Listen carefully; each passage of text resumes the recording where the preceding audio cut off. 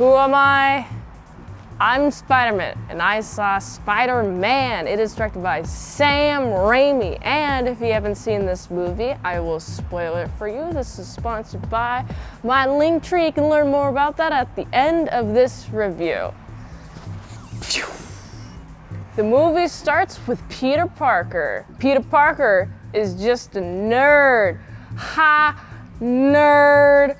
Get wrecked, nerd. Getting bitten by a radioactive spider. Only nerds get that treatment. I love how he's the only one who got bit by that radioactive spider. Even though, oh wow, there's 15 cool radioactive spiders here. First of all, why do you need them radioactive? Why do you need spiders to be radioactive, okay? They can escape.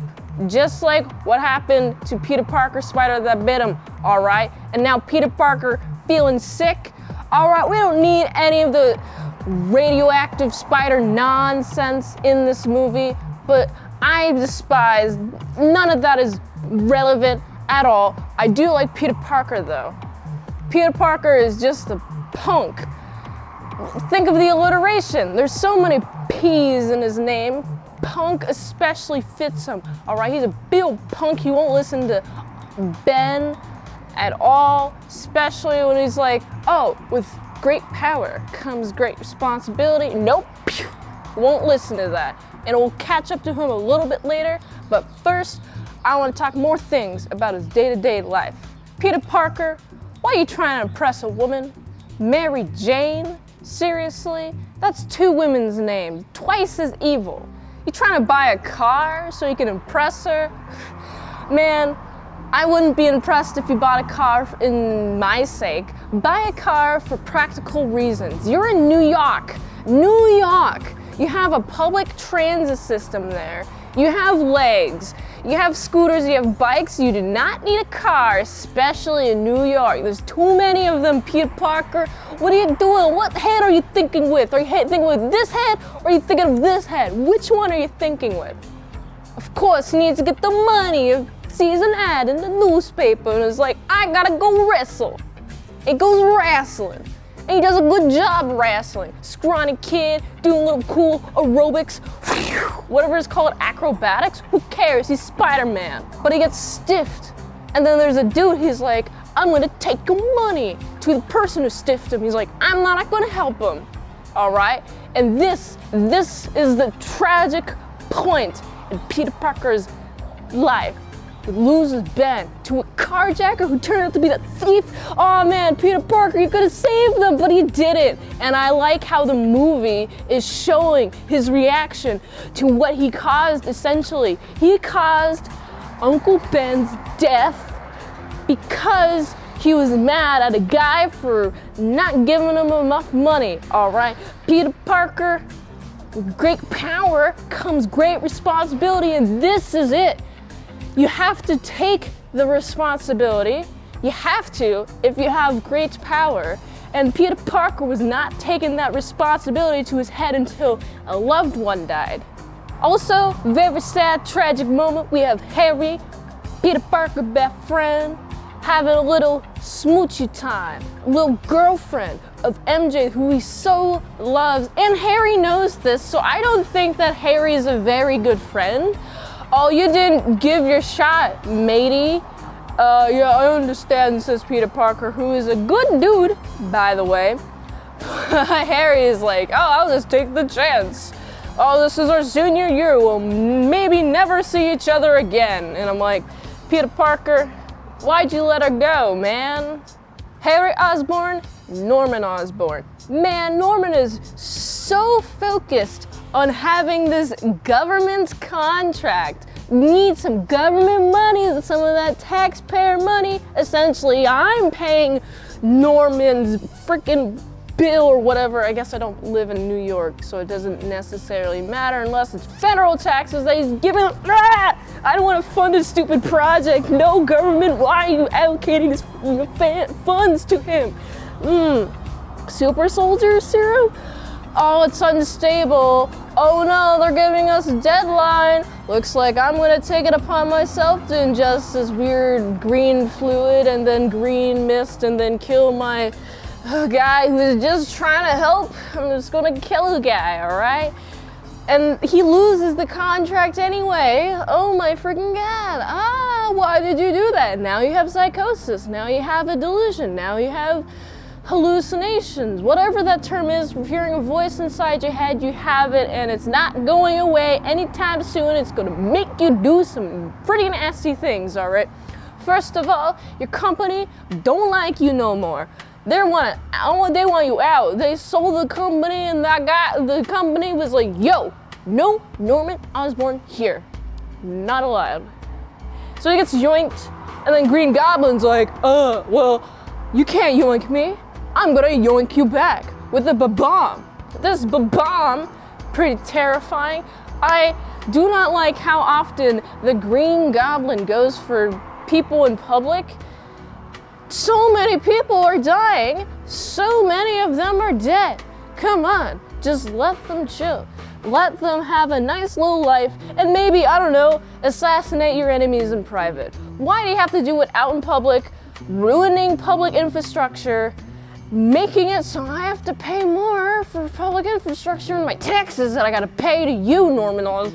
I don't like him that much. I think he's a little bit selfish, but I also think he's a family man. But he definitely goes way too hard on the family man aspect. He goes way too hard on the businessman aspect and the psychotic aspects. He leans really hard into the Green Goblin. He's like, I'm gonna throw these bombs at Spider-Man. They're likely to save a bunch of people, but oh no, Mary Jane's gonna fall. He saves Mary Jane. He saves Mary Jane twice. Man, I like how often he saves Mary Jane, and Mary Jane is just like, well, I'm just gonna do a little kiss, very iconic upside down kiss. While I was watching this scene, all I could think about is how much blood is rushing to Peter Parker's head right now. Like, he's getting super lightheaded, or does he not have to deal with that because he's a Spider-Man?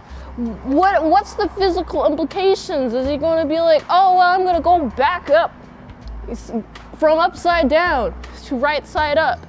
Am I going to get suddenly lightheaded and fall off or something? Man, he got to have those keen senses of skills or whatever. I like the Green Goblin is in direct contrast, a complementary color to Spider-Man's red. Man, I would think that a green dude would be the good guy and a red dude would be the bad guy, but in this movie it's totally flipped.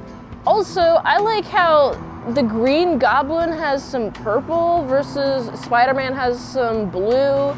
Purple is very close to blue on the color spectrum, and also, now that I think about it, green is as well, signifying that specifically the colors in this instance, the red and the green are complementaries, meaning like they're complete opposites on the color wheel. They're totally diametrically opposed in that. But we have blue and purple very close to green, right? And that means they're like very an analogous, very similar.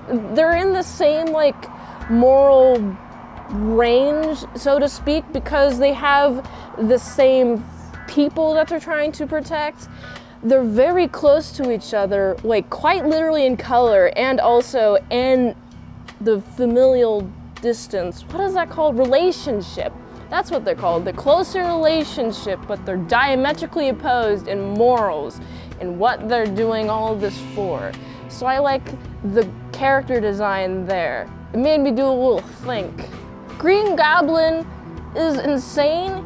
He figures out who Peter Parker is before Peter Parker figures out who the Green Goblin is, and unfortunately puts sweet Aunt May, she didn't do nothing wrong.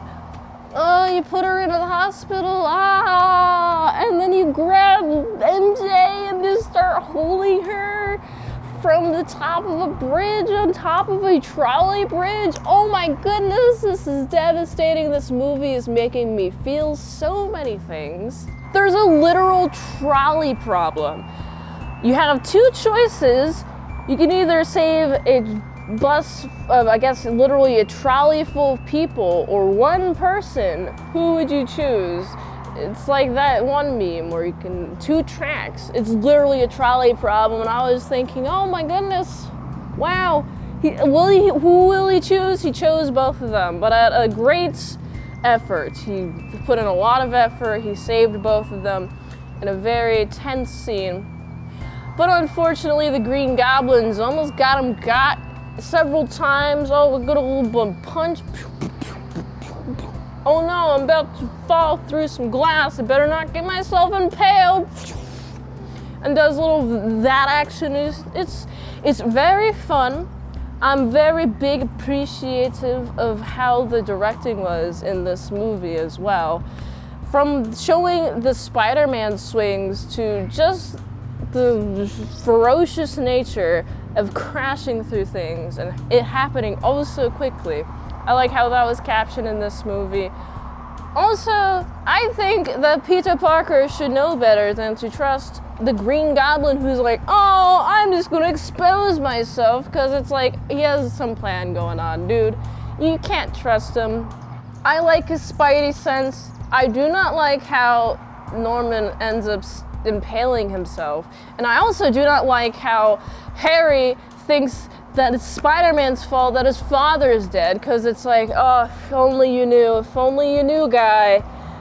Man, I wish that I was able to tell Harry what was going on, but this is the really good point of this story, is that I cannot interact with this story as a person, and I can't influence his decisions. I don't know. Just watching this movie made me feel bad for all the characters involved. I felt a strong emotional connection, especially in the moments where we have Peter Parker and MJ. They're having a little moment together. They're holding hands. They do a little kiss. Every time they had some sort of a romantic gesture that they had towards each other, I was just like, oh my goodness, that's so beautiful. I'm feeling things. I feel so happy for Peter Parker. I feel happy for the relationship, and I feel happy at the end of this movie, he ends up turning down MJ, because with great power comes great responsibility. Who am I? I'm Spider-Man. I liked that. That was great. Oh my goodness. The character moments in this are great. The directing is great. I felt like this was so personable. Such a personable movie. In comparison to the Marvel movies, I felt like this was just homey. Like a neighborhood friendly Spider-Man, just kind of localized to the neighborhood. Not like some big space adventure like the Marvels are doing. Man, I felt like this is so comfy. This is a comfy Spider-Man. I feel Tobey MaGuire is a great Spider-Man. I want to see him more in doing Spider-Man. So I gotta give this movie like a solid 9 out of 10. If you like this review, watch another one. YouTube really likes that. You can also like, comment, subscribe, share this video with everyone you know. The ultimate goal of this channel is for me to become an expert movie reviewer, so if I haven't reviewed on a channel, there's a chance I haven't even seen it at all. I'd like to request a movie in the comments below. You can do that. You can fast track a movie review at patreon.com/ASEPresents. $20 a month for one movie review per 1 month. $3 a month, how to draw Pokemon tutorials posted there early and first, all at patreon.com/ASEPresents. And if you'd like to help support the daily grindiness of all these daily movie reviews, you can go to this link tree to find the way that you can help support the daily grind of all these daily movie reviews. Until next time, I'm in Salad Saw. I'll see you later, my salad croutons and bacon bits.